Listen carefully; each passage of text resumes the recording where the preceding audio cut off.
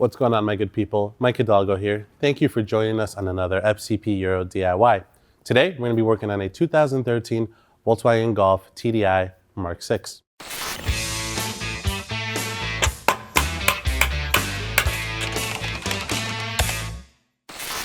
Today on the TDI behind me, we're going to be covering how to do a timing belt and water pump service. In front of us, we're using a Continental kit, which is available on fcpo.com and will be linked in the description below. With this kit, we have also added a couple pieces of hardware, which will be linked below. Exclusively, we have an engine mount hardware kit, as we will be removing one of the mounts to do this DIY. There are a couple ways to go about this, but for us today, removing the engine mounts is going to be the way. We'll talk about some of the other things that you can do instead as we're doing the job. This is going to be applicable to your 2009 to 2014 TDI engines. You'll find them in the Jetta, the Golf, A3s, all that good stuff. Typically, Volkswagen recommends you do this service between 80 to 100,000 miles. I've seen even up to 108 on some bulletins. The example behind us is at 98,000 miles, so we're going to go ahead and do this job today as preventative maintenance. A couple things you can look out for is typically a good indicator, if you're unsure of when the last time your belt was done, is a leaky water pump. Typically, these will fail first or start to weep first and leak, giving you a good indicator that you should do the belt and pump service. If you can also just pull the timing cover off, inspect the belt, and take a look at it. But about every 100K is a good number for these. In our Continental kit, we have coolant, we have a new serpentine belt, timing belt, cam seal should yours be leaking, a new water pump, and all the idlers and rollers, as well as a tensioner, and a couple pieces of one-time use hardware. Again, we have added a engine mount hardware kit, which we will link below. And if we run across any other hardware or items that you may need during this DIY, we'll also link those in the description below. But before we get started on this job, let's take a look at some of the tools we're going to need for this DIY. For this job, you will need a torque wrench that can handle anywhere from 10 Newton meters all the way to 120 Newton meters. We have both a 3/8 drive and a 1/2 inch drive for that. Same thing goes for our ratchets. We have both a 1/2 inch and 3/8, but you can use whatever you like, even a 1/4 inch instead of the 3/8, as a lot of the spots are going to be hard to reach. We have a couple extensions. We also have a couple sockets up here. We have a basic socket set, but to be specific, we have a 10, a 13, a 15, a 16, and 18. Important to note, we have a 19 millimeter triple square. That's going to be for our crank bolt. We have a 17 millimeter for our lug bolts. We have an M10 triple square. We have one for our 1/2 inch drive impact, and we have one for our 3/8 drive ratchet as well. We have a T30, a T25, a T20, and a 5 millimeter hex. Some more specialty tools I know is going to be the timing belt, locking tools, or the timing tools for this DIY. We're using CTA 2777, and optional is CTA 2760. That's going to be to turn the tensioner around. You can also sub that out for a 6 millimeter hex key, which is what we're going to show you today. We'll use both, but definitely recommend the locking tool set, as you're going to need to lock the cam sprocket, the injection pump sprocket, and the crank sprocket. So that is definitely a must. Couple things we recommend to have is a paint pen, so you can mark all your hardware once you torque it down. Some medium strength thread locker. We have these Loctite sticks available on the website. We also have some pliers for those constant pressure clamps. A magnet tool is going to be handy for some of the harder to reach hardware. Flathead screwdriver is always handy. I'm going to use a little bit of dielectric grease on the O-ring for my water pump. You can use coolant or something similar, just something that won't degrade the rubber. It'll make installing the coolant pump a lot easier. With that, we have some green Scotch-Brite pad to clean the block up and where the O-ring is going to sit on that. Electric tools make life always a little bit easier. We have our vacuum fill tool, which we're going to be using for our cooling system, but you can opt to just fill it the traditional way. Not pictured here, but needed is going to be a floor jack with either a block of wood or a block of rubber. If not, one of those engine braces that go across the strut tower to support our engine while the engine mounts out. And of course, a catch pan for the coolant. Now we know what we're working with. Let's go ahead and get started on this DIY. All right, my good people, we are under the hood of the Mk6. Now, it's very important that you do this job with a nice, cool engine. You don't want it to be at temp or hot or anything like that. So if you need to let it sit down overnight, put a fan on it, whatever you need to do to make sure it's cold. First thing we're going to do is drain the coolant system. In order to do that, we're going to go ahead and break the vacuum seal by removing the cap on our expansion tank. And while we're up here, we can also go ahead and remove our insulation cover. These just pop up. And now with that, we're going to hop underneath the Mk6, remove our skid shield, and drain some coolant. To get to our coolant hose, which we're going to be draining from, if your vehicle is still equipped with it, you're going to want to remove your splash shield. It's held in by 9 T25s and 3 T30s along the back. We're going to start with the T25s first, as the shield is kind of held in via the front still, and then we'll tackle the last 3 T30s at the back last. Just be mindful, sometimes there's debris up here, rocks, dirt, fluids, so avoid spilling any of that on your face if you're working on the ground especially. So let's get this off.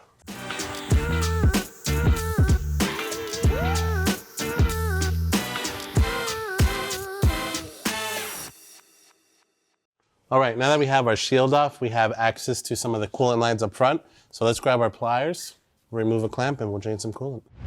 All right, so now we're gonna drain from this lower radiator hose here, or this lower coolant line. First, we're gonna loosen it from this plastic clamp here. Small flathead screwdriver will do the trick.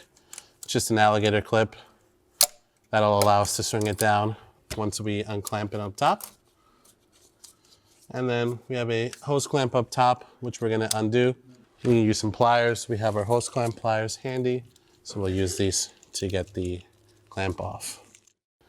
Now the goal is going to be to break the seal on the hose between the connector here. So if you can, give it a twist and break that seal.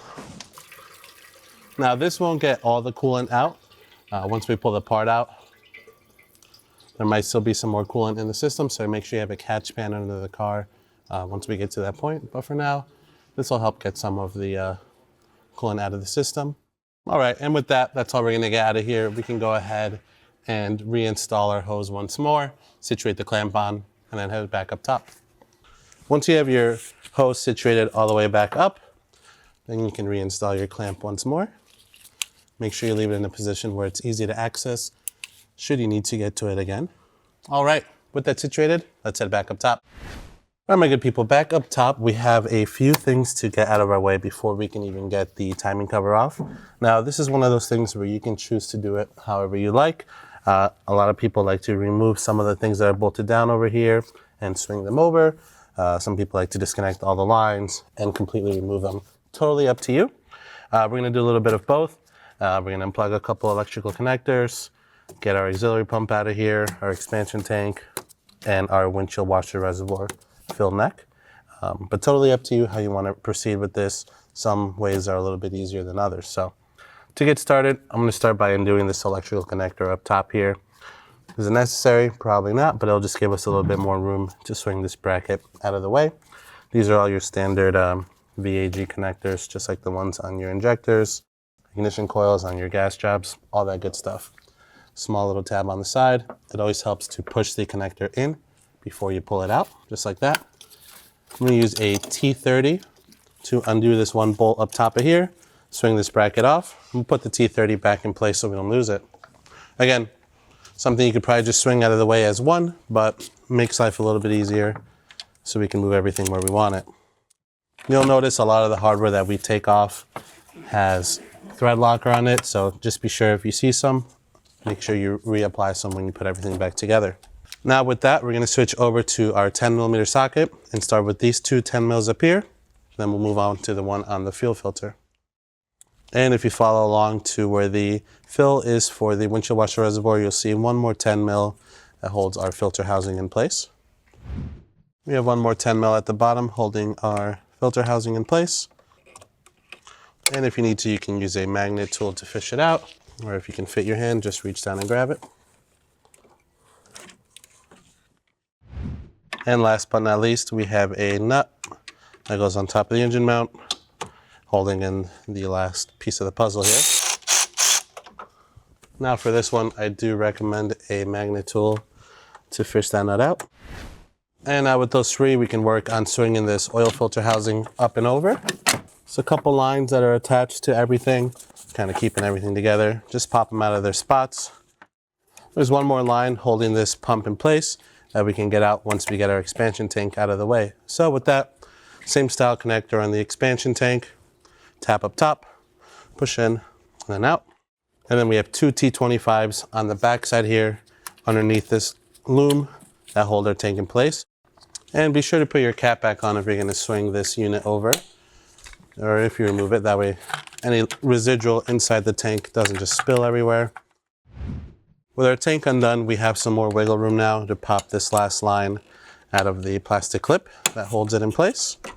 These can be a little tricky to get out if they've never been out before, and that should give us some room to swing this oil filter housing over to the side.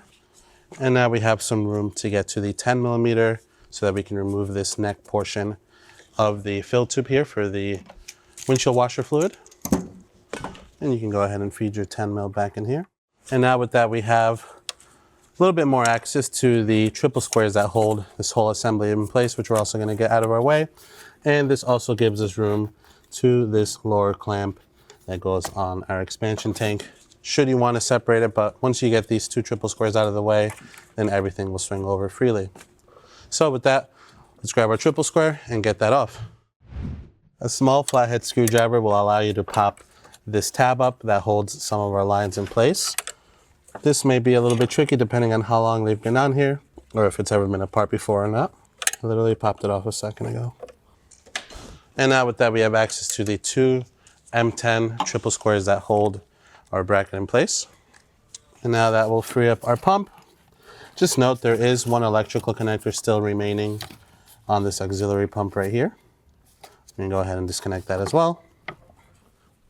All right, and with that, we have access to our upper timing cover. It's totally dealer's choice if you choose to disconnect the lines from here or not. You can work around them. Bungee cord will help that from falling on top of you. But for now, we're going to keep everything as is, and we're going to work on taking our timing cover off. We have two latches right up top here that are easy to see. This one isn't even doing anything. And then we have a third one down below here on the cam side of things. Beautiful. And now with that off, my good people, we have a good view of our timing belt, our injection pump, pulley or sprocket, our cam sprocket, all that good stuff. Before we go any further, we're going to hop into the passenger side wheel well and work on getting the rest of our cover off before we take the motor mount off. And while we're under there, we're going to show you where we're going to brace the motor from. Now here's where this job can go a couple different ways depending on how you want to tackle it. You can do this DIY without pulling the engine mounts. That would require you to undo the locking nut on the tensioner and pulling the stud out with the tensioner. Yeah, you might save a little bit of time, but if you're just doing this at home, I would argue that taking the engine mounts is a lot easier. You have a lot more room to work with. And yeah, sure, it takes a couple extra steps, but makes life a little bit easier. But for those of you that don't want to do that, or maybe you're doing this on a timely budget, taking that locking nut off and then removing the stud with some pliers will grant you access to getting that off and allowing you to slip the new belt in and out. But with that, let's hop under the car, get in our passenger side wheel well, and show you the next steps. All right, next step is going to be to work on removing the passenger wheel well. If you still have your beauty covers, a small pick or the factory tool will work to get these off, which we still happen to have. Don't forget to have your wheel lock handy if your car's still equipped with the lock, the factory lock. And then we have 5 17 millimeter lug bolts to remove. Now we have the wheel off, we can work on removing the fender liner. It's totally up to you if you just want to remove the lower portion or if you want to remove the whole thing. Personally, I think this is a great time to inspect the notorious rockers. Usually these are very notorious for trapping in a bunch of dirt and moisture, causing the rockers to rot out and the fender. So we're going to do our friend Pat a favor and pull the whole thing off just to make sure there's not a lot of crud back here. But otherwise, you could argue that just the bottom half is the move. So we have a bunch of T25s. Let's get to it. We have 2 T20s at the bottom of the mud flap, and then the rest are T25s.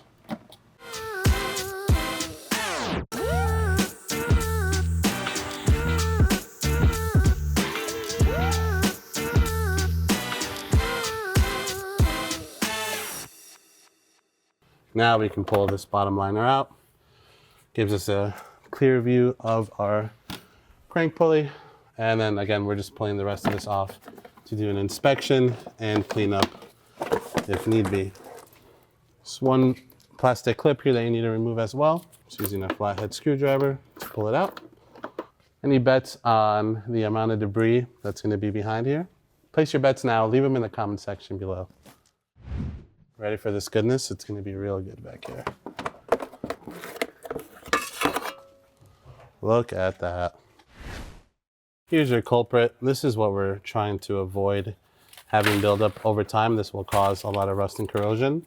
These foam pieces, while they're really great at keeping the road noise down, they're also really, really good at trapping moisture.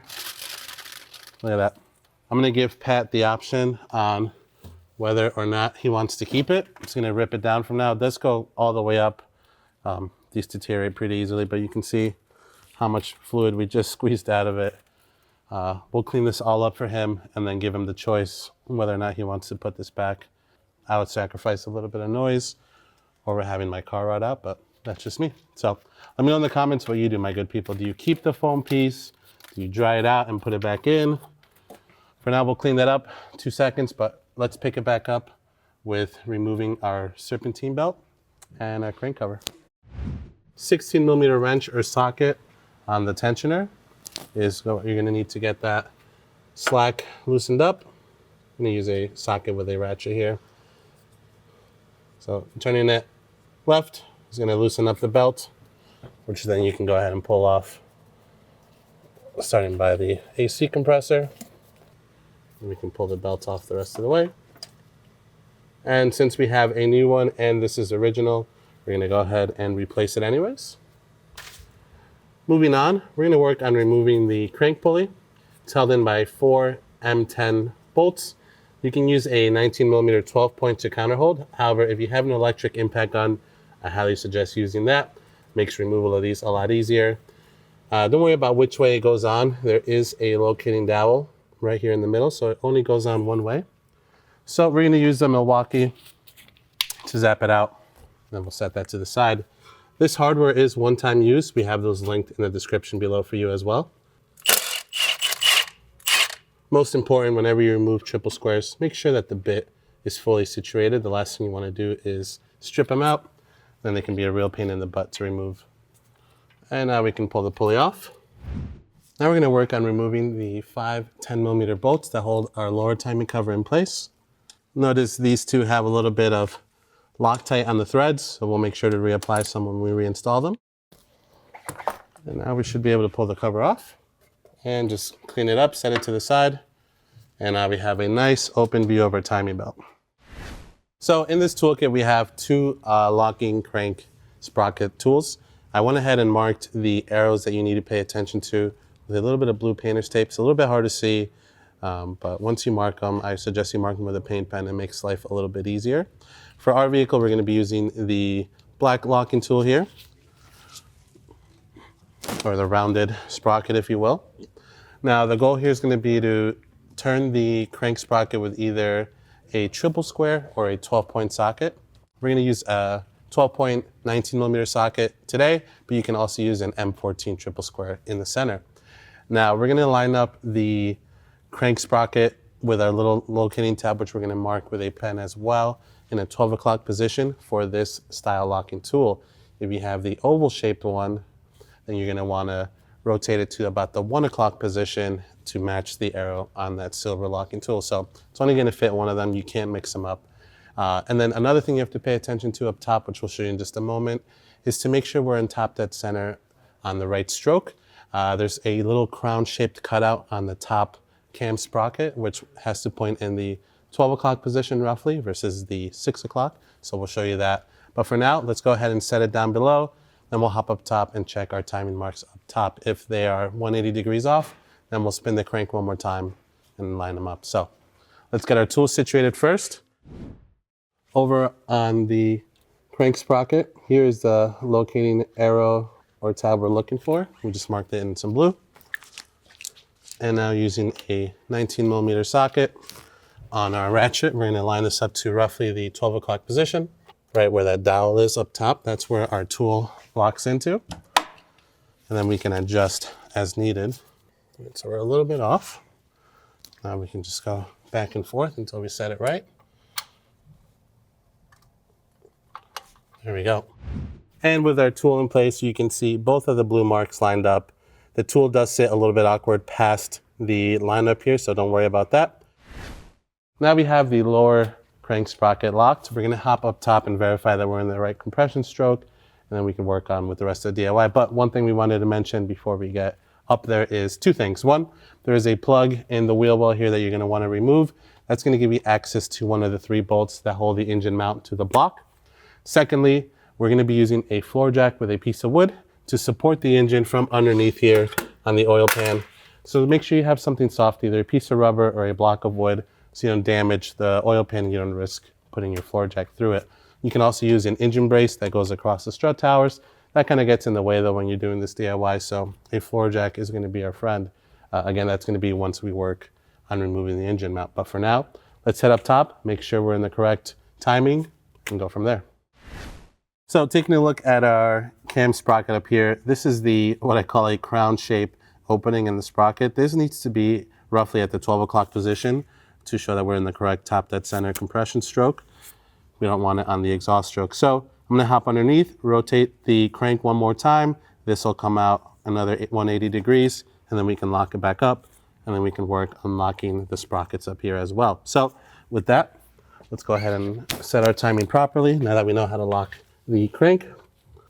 You always want to rotate the engine in the direction that it's turning while running. In this case, it would be clockwise. It's normal to feel a little bit of resistance. That's just the compression.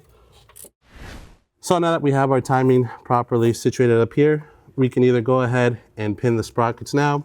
It really doesn't matter. We can go ahead and do that once we're ready to take the belt off. For now, let's work on removing our engine mount next. So we'll get our floor jack situated with a piece of wood, and then we'll work on taking those out. So first we're going to work on removing the 2 13mm bolts that go from the body to the engine mount. Using a 13, we're just going to zap them out.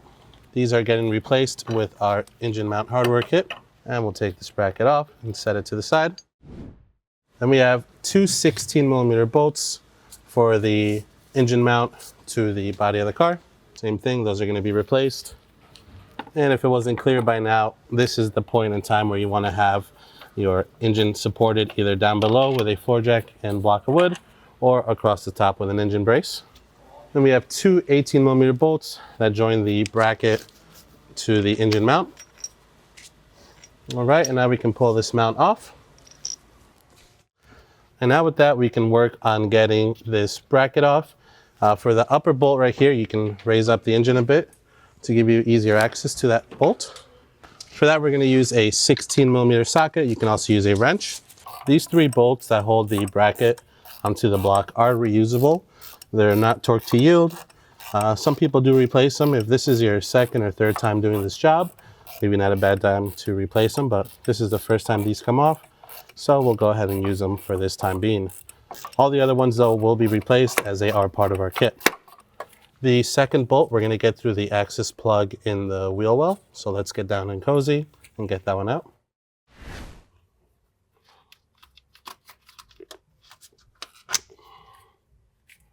Cool. I'm using a 16 on a swivel socket here to get the second bolt through our access plug. There we go. Super long on that second one. And now we have one more down at the bottom, which we're going to lower the engine down for just a little bit, and we'll get that third one. And then we have one more 16 at the bottom. I lowered the engine down a bit with our floor jack. And I'm just going to break this free by hand, and then we'll get it off. You could probably get a socket on here, but I'm already on the ground with the wrench. It'll come out just as easy. And straight at the bottom we go. All right, my good people, at this point we have our engine mount and bracket out of the way. I went down there with my 19mm triple square, and I just went ahead and pulled out the bottom locking tool. Now we know that we're at the correct top dead center and our tool locked in. That's great. We're going to go ahead and pull that off for now. We're going to visit that at the end. Now our goal is to lock the cam and the high injection pump. So for that, we're going to have to rotate the crank just a hair until we line up the opening on our cam sprocket with the opening on the block so that we can feed our locking tool in. Now everything's still under tension. We haven't removed anything other than our bottom locking tool. So we're going to go ahead and rotate with our 19mm 12 point back and forth until we can get the hole lined up for our tool to go in. That's going to be right here on this slot. We should see that opening on the back. It should be right about there.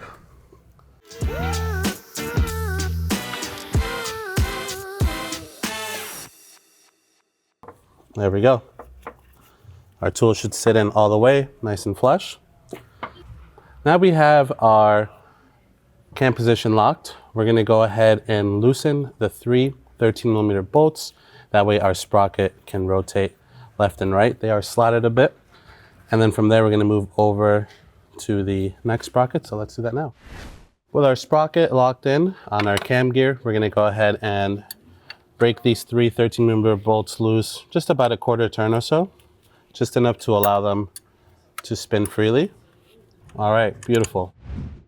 And similar to how we did with the cam sprocket, we're going to rotate the crank a bit until we line up the inner tab on the injection pump, or the high injection pump, fuel pump, call it what you will.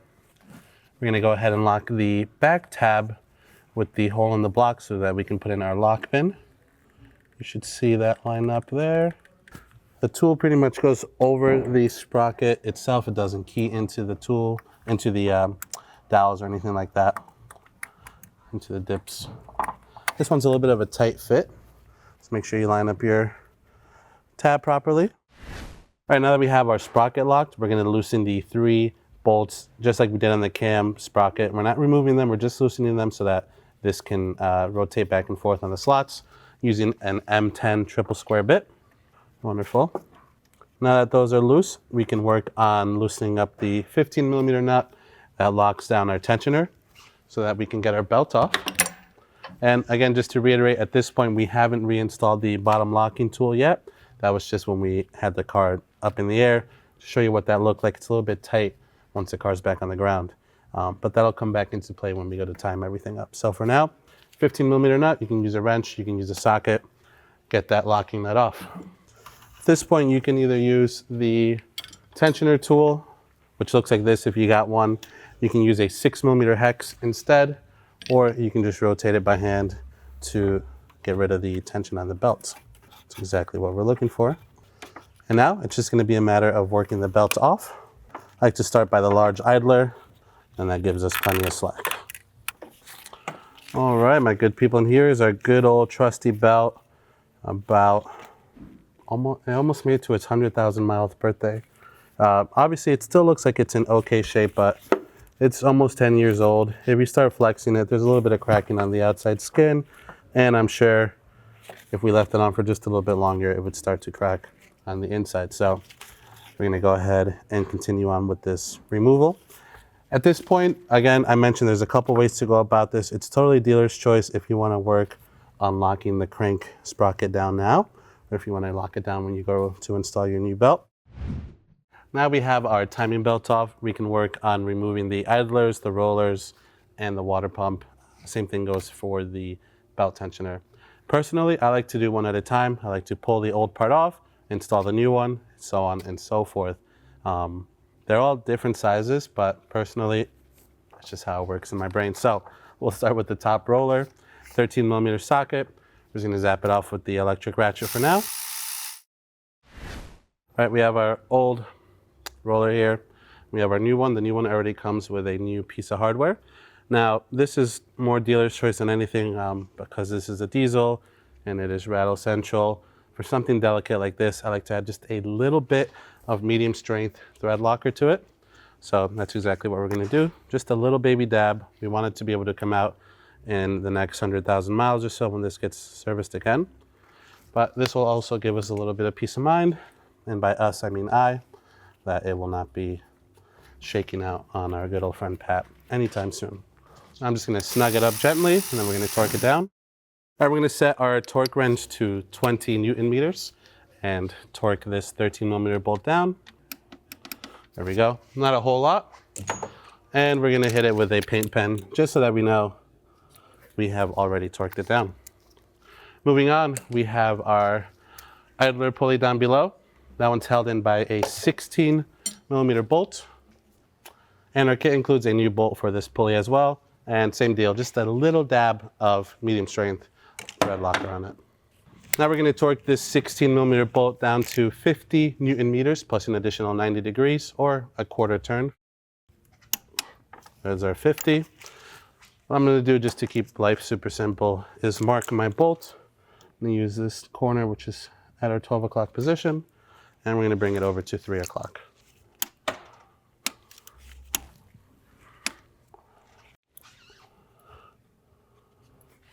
Moving on next, we have our water pump. So we'll go ahead and get that one off. It's held in by 3 10 millimeter bolts. All right, now we have the 3 10 millimeter bolts off. The next move is going to be to pull our water pump off. Let's give it a couple wiggles. We got to break the seal between the pump, the O-ring, and the block. Make sure you have your catch pan down below situated, ready to rock and roll. This pump was still in a really nice shape, nice and tight. Wasn't making any funny noises. As far as Pat knows, this has never been replaced before. And as far as we can tell, it's genuine original. But I digress. Now we're going to take a little bit of Scotch-Brite. We're just going to clean the opening of the housing where this seals up. We'll clean it up nicely and we'll grab our new pump and work on reinstalling it right away. All right, my good people, we have our new pump ready to rock and roll. You want to lubricate the seal with either some coolant or some sort of grease that isn't going to degrade the seal. Make sure you keep it just to the seal. You don't want to contaminate the water in the cooling system as well. So we're going to go ahead and install our pump. The reason you want to coat everything is so that the seal doesn't get pinched, A, causing leak, and B, a headache. So give it a couple twists while we feed it in. There we go. I'm going to feel it set itself back in. What I'm doing here is just pushing a bit on the impeller with one hand and rotating the pump with my left hand off that stud. And now it's just a matter of making sure the bolt holes are lined up. And now we'll get the 3 10 millimeter bolts started by hand. And same deal, my good people, just the tiniest dab of some medium strength thread locker to keep a little bit of peace of mind and make sure that these will stay in here.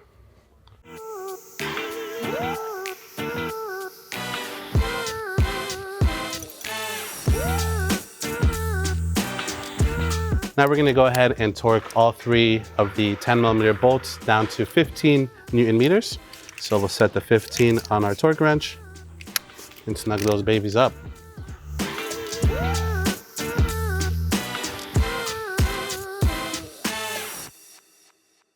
Now we have our last 10 millimeter bolt down below.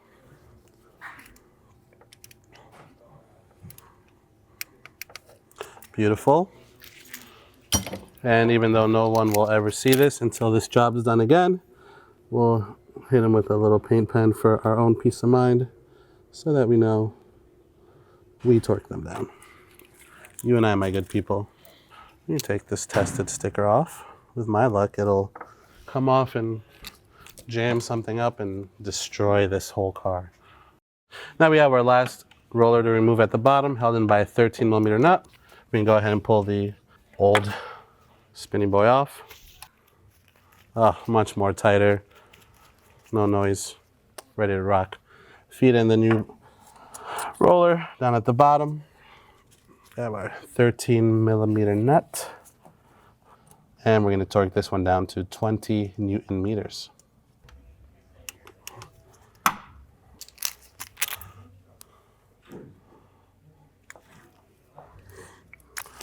And second to last, we have our tensioner, which now we can fully remove the rest of the way.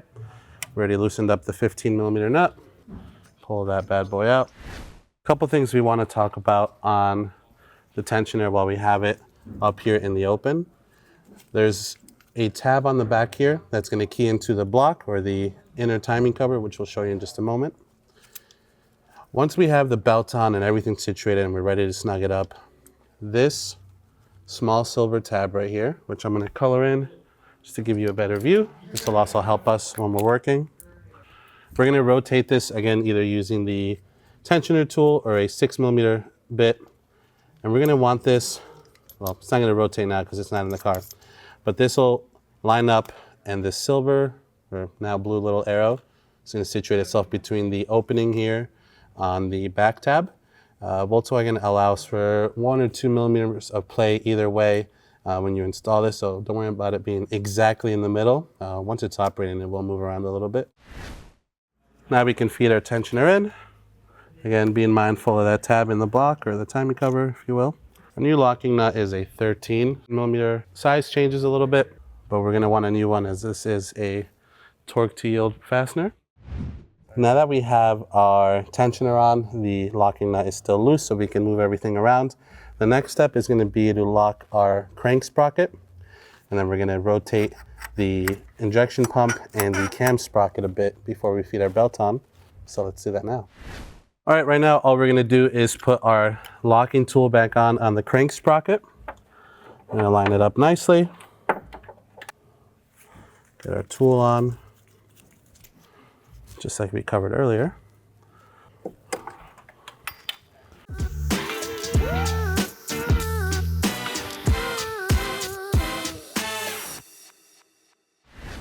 So now we have our crank locked. We're going to make sure that our cam sprocket and our injection pump sprocket are fully clocked all the way to the right, like that. Same thing over here. And now we're going to feed our belt on, starting at the crank first, and then we'll work it all the way around. You want to make sure you're taking up the slack as you're feeding it around the crank pulley. We'll pull the belt up here over the tensioner. So at this point, my good people, because we're dealing with a new belt, it is extremely tight, just generally a pain in the butt getting the new belt on, especially with the tensioner and the rollers and all that good stuff in place. So what I would suggest is taking off one of the rollers. So we're going to take off the lower one just to give us a little bit of slack in the belt so we can get it on. Then we can get the roller back on afterwards. I'm going to try removing the lower roller first, and then we'll get our belt on. Again, making sure that our cam sprocket and our injection pump sprocket, at the end of all this, we want them to be centered on the oval slots that each one of them have. So depending on which way you're installing the belt, you're going to want to clock them either to the right, clockwise, or to the left, counterclockwise. So for now, we're still going to stick from feeding it from the left side, if you will, or the cam side of things, and working our way around. But for now, let's take off the lower roller.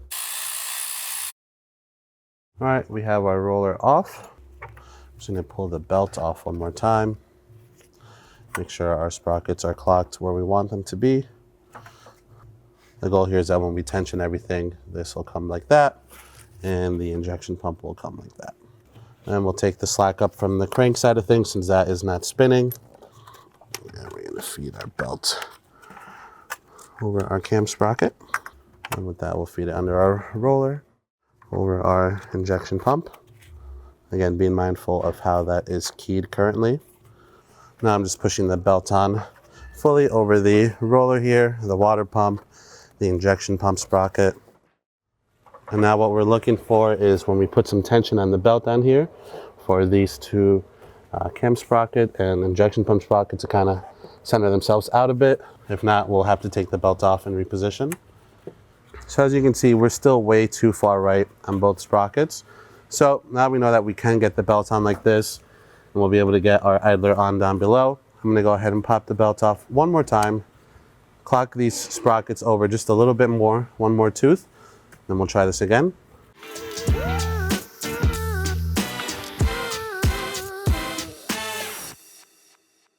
Another thing we did here was lock the tensioner over using a 5mm hex and a 6mm hex to swing it fully over, and then just snugging it down with the 13 or 15, depending on what nut you're using, just to give us a little bit more slack. And now we can reposition our sprockets.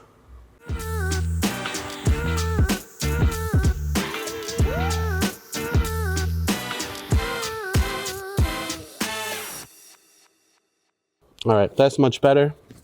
We have our belt on. Once we put a little bit of tension on it, both of these sprockets are centered pretty close. So now we're gonna put our bottom roller back on. We'll put our 13mm nut back on. Just gonna snug it up very gently with the impact, and then we'll torque it down once more.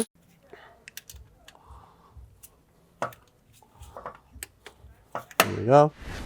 All right, now that we have that situated, we can go ahead and loosen up this 13 on our tensioner once more, so we can get that 5 mil out of place. And we can pull that out. And now we're gonna go ahead and line up the tab here that we showed you earlier that we painted blue with the tab on the back. We want them to be centered. Again, everything is still locked into place. And you can use a 6mm hex like we're doing right now, or you can use the CTA tensioner tool to bring it over, whichever you prefer. I'm gonna stick with the 6mm for now. And so now we're gonna lock our tensioner. We're gonna set it in place. Again, lining up the small triangle in between the opening on the back tab. You can see we painted those blue so you can see those a little bit easier. Then we're gonna lock it down to 20 Newton meters plus a quarter turn, or less than a quarter turn, about 45 degrees. So just 1/8 of a turn. So that's our 20 there. And I'll make a small mark on my nut. And then we'll just rotate it over about 1/8 of a turn. Now we have this situated, we can go ahead and pull our tool out. We'll throw a mark on our tensioner here so that we remember that we've torqued it down. So at this point, my good people, just to recap, we have our belt on, everything's still locked up. We still have our pins in. We have our injection pump, crank sprocket in a good spot, nice and centered. We have our cam sprocket in a good spot, nice and centered on the bolts. And we have all our idlers and rollers in, everything's nice and torqued down. At this point, what we're gonna go ahead and do is pull our locking pins out, pull our crank lock out. We're gonna rotate the whole assembly twice at the crankshaft, so we do a full rotation up top here. And we can do that once or twice, and what we're looking for is, A, we don't want anything to bind up. If it gets really tough, and I'm talking tougher than just the compression stroke, then something's off, something's wrong. And our goal is to be able to spin everything and then be able to lock everything back up once we've done a couple turns. So let's go ahead and do that now. All right, so now that we have set our timing, we've locked down our tensioner nut. The next step is gonna be to lock down the 13mm bolts and the M10 bolts on both of our sprockets. Both of these get torqued down to 20 Newton meters plus an additional 90 degrees or a quarter turn. What we're gonna do first is we're just gonna tighten them down both to 20. And then from there, we're gonna check our timing. We'll make sure that our pin goes back into our cam sprocket. It's okay if there's a little bit of play, or if the injection pump is just a hair off. Based on how it operates, it's not gonna hurt anything. But our goal is to be able to insert that cam pin and our crank locking tool once more. Once those are good to rock, then we can do the additional quarter turn and paint mark both the 13mm bolts and the M10 bolts. So for now, 20 Newton meters on both sets, and then we'll pull the tools off and check our timing. Let's snug these up by hand.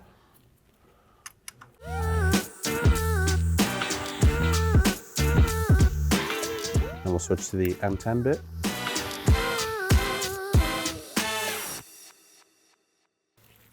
All right, we have our sprockets locked up. Now we're gonna go ahead and pull our locking tools off.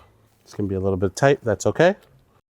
Now we can pull our bottom locking tool off, and we'll take our 19mm on our ratchet, and we'll do a full engine rotation, which will be 2 full rotations down at the crank, so that this sprocket ends up back in TDC. And then we'll make sure we'll check our locking tool and alignment tool, and if we have to adjust, we will adjust after the fact. So remember, you're feeling for any weird binding. It's normal to feel the normal compression from the engine. So if you feel that, no problem there. If you feel anything more than that, then you want to stop, back up, and check everything. That's 1 full rotation at the crank.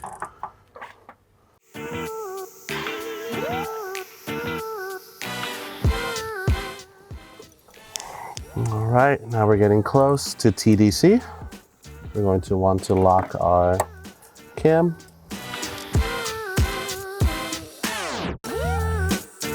Now with our cam locked in, we're gonna make sure that our crank tool goes back on.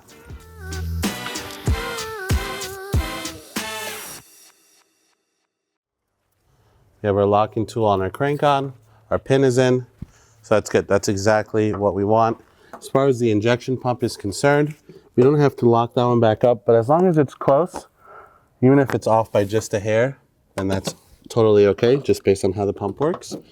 And now from there, we can work on pulling our locking pin back out and start reassembling some of the good stuff. So we'll start with our lower timing cover and go from there. All right, at this point, we know that our timing's good, our pins went back in. I went ahead and just reinstalled the pin on the injection pump once more. I've marked my 3 M10 bolts to give them the final 90 degrees. So we're just gonna give them a quarter turn so we can finalize these up. And then we'll paint mark them all the way, just so that we know we have done our duty here, and we torque them up. Now over on the cam sprocket, we have to give those an additional 45 degrees or an 1/8 of a turn. So same deal. We'll give them a little mark, and then we'll give them an 1/8 of a turn. And then we'll mark those down as well. And now with that, we can pull all our locking pins out. We'll pull our crank locking out, or our crank locking tool out. And we can pick it back up with reinstalling our lower timing cover and our crank pulley. And then we'll work our way up to our engine mount and all that good stuff. So let's get to it. So now we're gonna work on installing our engine mount. Now the second bolt, the one that we access through the opening on the wheel well, I like to leave this one in when I feed the mount up. You're gonna have to jostle it back and forth so that you can clear the block as you're pulling it up, but makes life a little bit easier, so you don't have to worry about feeding it through both the opening and it's at a bit of an angle. So we're gonna leave that one in. We're gonna reach from underneath, feed the mount up, grab it up top, and then we'll start with our first bolt. We'll just get all of these hands started first, and then we'll torque them up. So let's feed the mount up. I'll leave this bolt up here, ready to rock and roll. We went ahead and lowered the block just a little bit with our floor jack so we can access the bottom hole a little bit easier. I'm gonna feed that in, get that started by hand. All right, let's just finger tight. Now we can get our torque wrench situated and snug all of them up.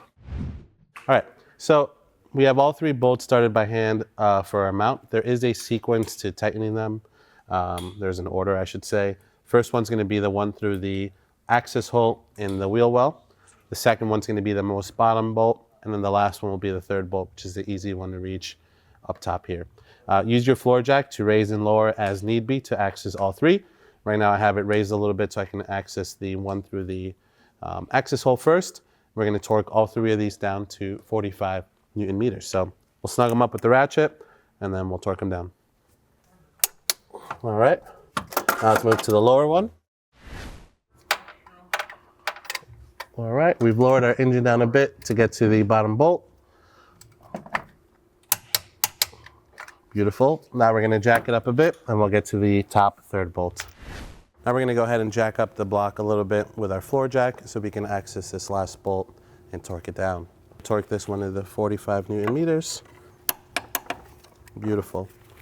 Now we have all 3 of our bolts securing our bracket to our block. The next step is going to be to bring our engine mount over with our new hardware. We'll level this out a bit. We'll join the 2 here at the bracket first, and then we'll snug up the rest. We're still going to be using the floor jack to help us align all the hardware, get it started by hand, and then once everything's nice and flush, we can lose the floor jack. And then from there, we'll install our covers, our crank, and all that good stuff. So let's do that next. Now we have our mount situated, we can go ahead and, our bracket situated, we can go ahead and install our engine mount. And again, we're gonna be using the engine mount hardware kit, which is linked below. We're gonna start by setting our mount in place, and we will join these 2 pieces together loosely. Then from there, we're gonna lower the block down a little bit. Our jack is still in place, and we'll get the other 2 bolts started by hand. And then once everything's starting nicely, we'll snug these up a bit. Then we'll lower the engine down and we'll snug down the other ones. We're going to start with the 2 18mm bolts. If you do want to replace these bolts, again, they are torque to yield hardware. I really recommend you only use them the one time. So if you're doing this job for the first time, make sure you get the kit. Unless you're doing the job without taking the mount off, then props to you. You can skip this part right here. Now, these are still going to be loose. We're going to just slowly lower the engine down a bit until our holes line up down below for the mount to the body of the car. So let me lower this just a little bit, and then we'll pick it back up with starting our 16mm bolts. So at this point, our mount is still loose. It can still move around. We haven't bottomed it out, but our holes are lining up for the threaded ends on the body of the car. So we're just gonna start these gently by hand. These are the 16mm bolts. All right, at this point, we have more than enough threads on the mount to body hardware. So what we're gonna do here is just snug them up a little bit more. Again, we're still not fully flush with the block or with the body of the car. We're also gonna snug up these 18s just a little bit more. I'm gonna try to match the marks on the bracket so that the hardware sits in the same spot so that our motor is nice and lined up. And then once everything's a little bit more tight, then we'll go ahead and drop the floor jack completely, putting all the weight on these, and we'll torque them up.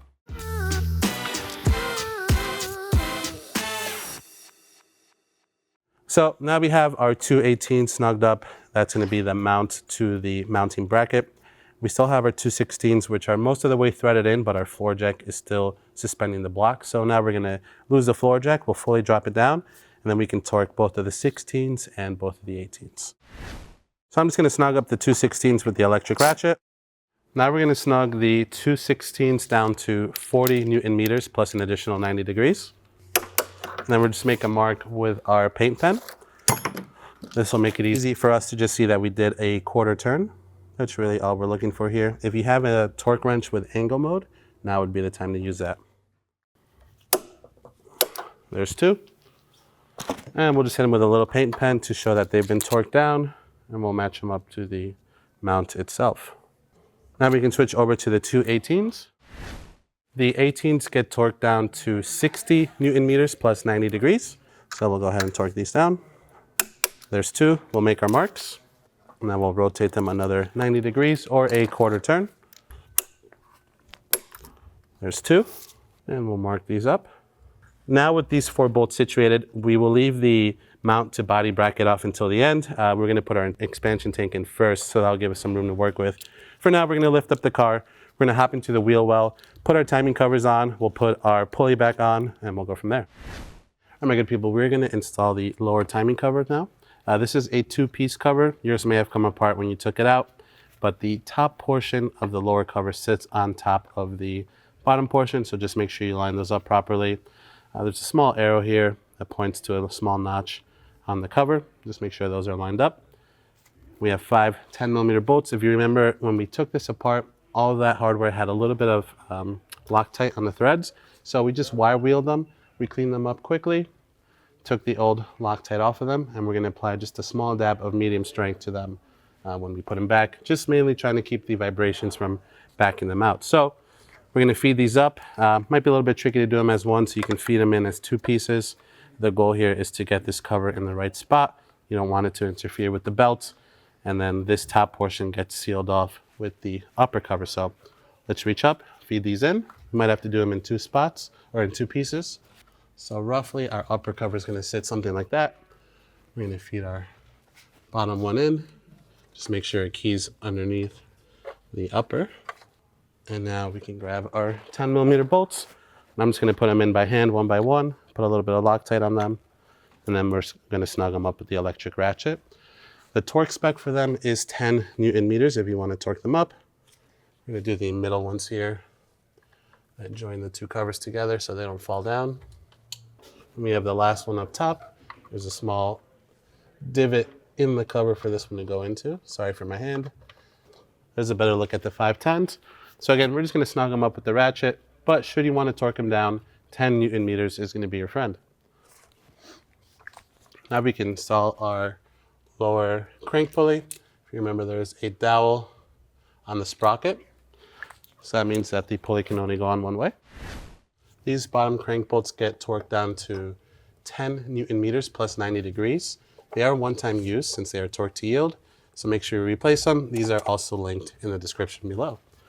We're going to go ahead and apply, again, same thing, just a small dab of medium strength thread locker to these, just to keep them from rattling out. Definitely is not going to hurt, and it will allow them to come out next time this car is serviced. We're just going to snug these up with the electric ratchet, try to bottom them out if we can, and then we're going to use our 19mm 12 point to counter hold them. All right, that's just nice and snug. Now we'll set our torque wrench to 10 Newton meters. First, we can see if we can even torque them down without holding the crank. I don't think it's possible, but we'll give it a shot.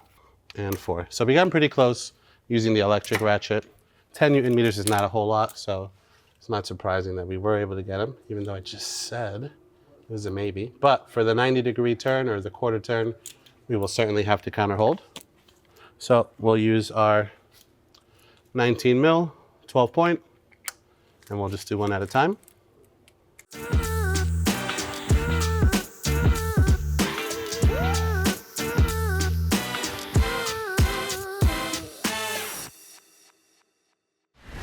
Now we're going to reinstall our serpentine belt. Our timing belt kit comes with a new Continental belt, so we're going to go ahead and replace it. The original one did have 100,000 miles on it, so it is certainly due for a replacement. We're going to start by feeding the belt over our alternator pulley up top, something like that. And we're going to want to feed it over the crank pulley. So we have it pretty close. Now we're going to need to take some tension off of our tensioner using a 16mm wrench or socket on your ratchet. We're going to put the tool on here, and we're going to turn it to the left until we have enough slack to feed our belt over our crank pulley. And now that we can make sure that our belt is on the grooves properly, it's not off to the side, we can release the tensioner. And now our belt is back on. Some vehicles have an OEM or genuine cover that goes over the crank pulley. If you have yours, now would be the time to reinstall it. All right, now we're going to go ahead and reinstall our fender liner. We're going to start with the back portion / top half, and then we'll key in the bottom half of the front here. So let's go ahead and do that now. But if you haven't already, make sure you reinstall your plug for one of the bolts on the engine mounts. So let's go ahead and feed that back in. And now we can feed the liner in. We have about 12 T25s, a couple T20s on the mud flap, some that are under here. So let's get to it. As you can see, we opted to keep the foam out, or at least Pat did. We cleaned this. A lot of this is just seam sealer or body wax, but we got all the dirt and debris that was in here, all the grime, as best as we could. Pat's gonna have to come back here and do the other side as well, so he can do both at once, but feel good about stopping future rust. So for now, I'm just gonna feed one T25 up top here to hold the liner in place. So we're gonna have to hold it up and juggle it around. And then we'll line up the bottom corner here. We'll also line up our mud flap, something like that. We'll get 2 20s for the side of the mud flap here.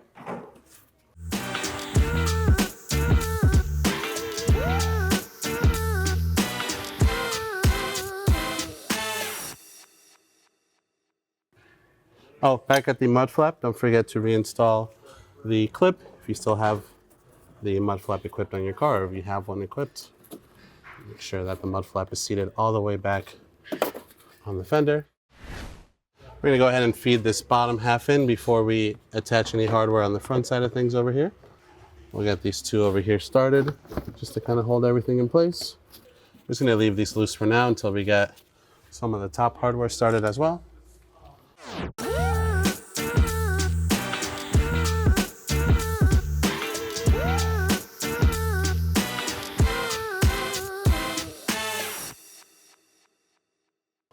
Now we have our fender liner installed, we can reinstall our wheel while we have this at our eye level. So let's go ahead and do that now. Make sure you start your lug bolts by hand. The last thing you want to do is cross thread these, especially after a big job, and not be able to test drive your car. And for now, we're just going to snug them up with the impact. Before we set the car back down on the ground, we're going to reinstall our splash shield. And once the car's on the ground, we'll finalize the torque value for the 5 lug bolts. Again, 17mm socket. This is just to snug it up against the hub. All right, before we lower the car down, let's take advantage of the height and reinstall our splash shield once more. All right, now at this point, we can go ahead and reinstall our splash shield. Make sure that the front keys in properly. You have 1 tab that should be down below for one of the T25s. And we'll start with the T30s in the back first so that it can hold up our shield. Then we can work our way around with the T25s. Now our car is missing a few of the T25s, so we'll make sure to install the ones we have by hand.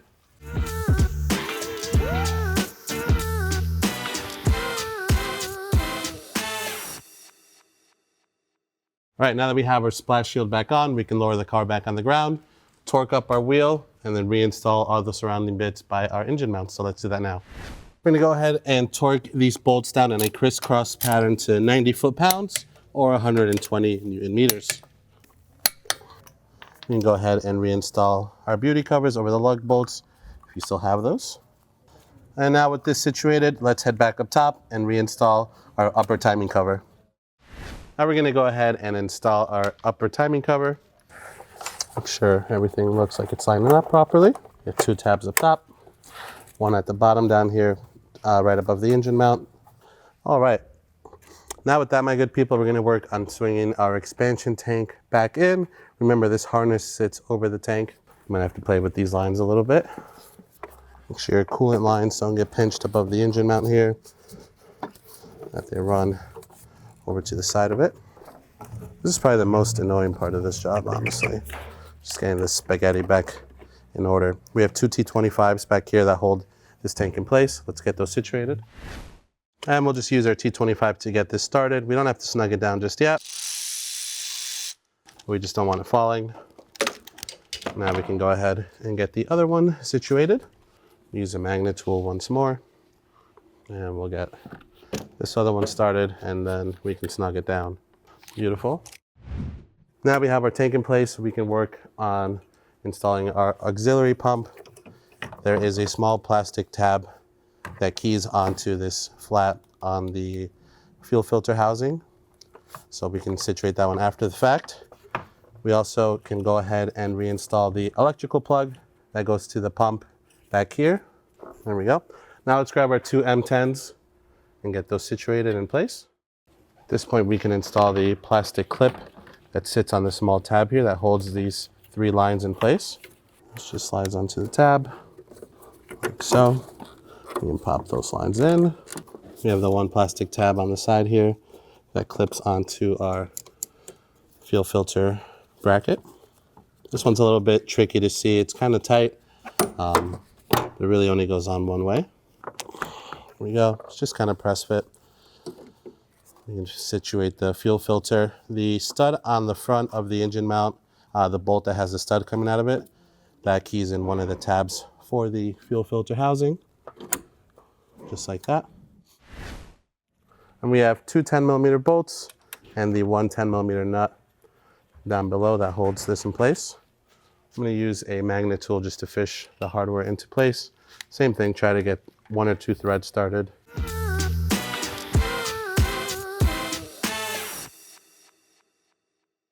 We can also reinstall our mounted body bracket now as well. My good people, I totally made a boo-boo. Should have installed this bracket before we situated the tank down. I'm just gonna zap out the 2 T25s. Don't do as I do as I say. Install the bracket before the 2 T25s that hold your tank down.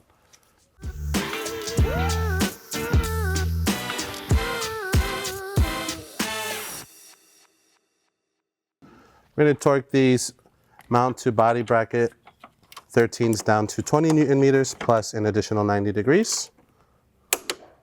So there's our 20. We'll do a quarter turn.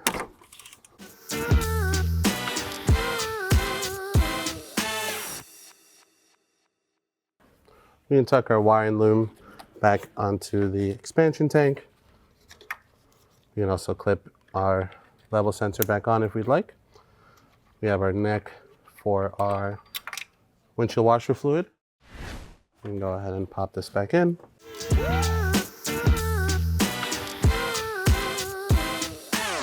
We have 2 more 10mm bolts up top. We'll hold our bracket to our auxiliary pump.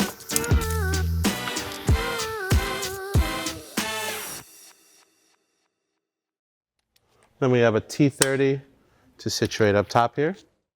We can feed our bracket back over. This is here to allow the bracket to key on, slide back. Now this one had a little bit of Loctite on it. We might as well go ahead and apply a little bit more since this came off. Now with that, my good people, we have 2 things left to do. We're gonna throw our cover back on. And with that, we'll get our coolant and we'll get our vacuum fill tool and we'll get ready to fill this up with coolant. All right, so at this point, my good people, like we said, we're gonna be using the vacuum fill tool to fill our coolant. Otherwise, you can just fill the reservoir, run the car, heat on high, and let it self-bleed as you top it off. We have our airline set up with our compressor. I've done this with a regular 20-gallon compressor at home, works great. We have shop air today. If you haven't seen us use this tool before, our goal is to pull vacuum up until the 25 mark on the gauge. Give it a few minutes. As long as that gauge does not move, then we know that we have no leaks in the system, and then we can go ahead and fill our vehicle with coolant. This end has to stay at the very bottom of our coolant bucket the whole time. If it sees any air, then this whole process is null. So keep this submerged at all times. If you need to close the valve to add more coolant to the system, go ahead and do that. We have 2 gallons in our bucket, so we should have more than enough. Now, be mindful of your paint. Pat told me he hates the paint on this car, so we're not too worried about scratching the front bumper here, but if you have a car with nice paint, just be very careful. All right, now we're gonna pull vacuum.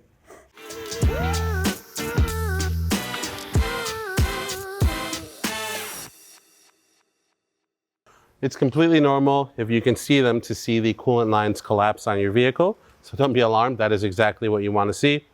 Right now we're at the 25 on our gauge. We're gonna give it a few minutes, we'll come back in a sec, and then we'll fill it with some coolant. All right, it's been a few minutes. We have our hose submerged at the very bottom of our coolant tank. What I'm gonna do now is I'm just gonna open the valve for a sec and prime the system. I'm gonna close it back up, and this is a little bit overkill at this point, but I'm just gonna pull a little bit more vacuum to account for what was in the line here. And now we can go ahead and open the valve, keep an eye on our coolant level, and wait until it completely stops pulling coolant.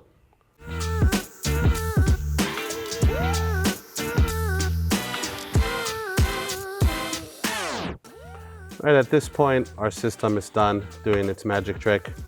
You can go ahead and lose the airline.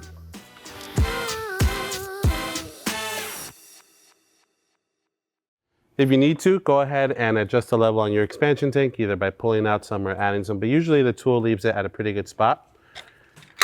For now, my good people, all we have left to do today is put this cap back on.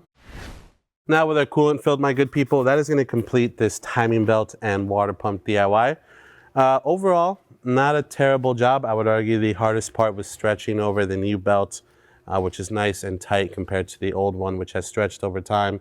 That was probably the toughest part of this job. A second set of hands never hurts. If you like this DIY, please be sure to give it a thumbs up. If you have any questions or comments on what we did today, leave that in the comment section below. And if there's any other job you want to see us do specifically on this Mk6, keep those comments to yourself. I joke. Put those in the comment section below. And if you want to see more DIYs like this, please consider subscribing. We make new ones all the time. As always, thank you so much for watching. We'll catch you in the next one.